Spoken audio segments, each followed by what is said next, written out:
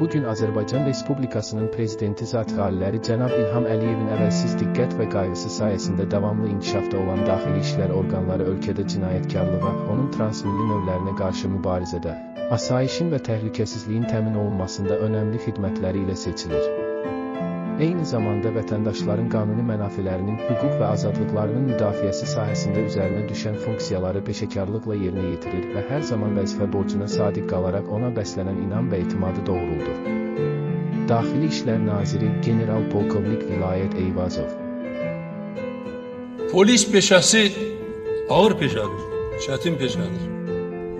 Polis peşəsinə öz həyatını sərf edən insan bir çox xüsusi keyfiyyətlərə malik olmalıdır.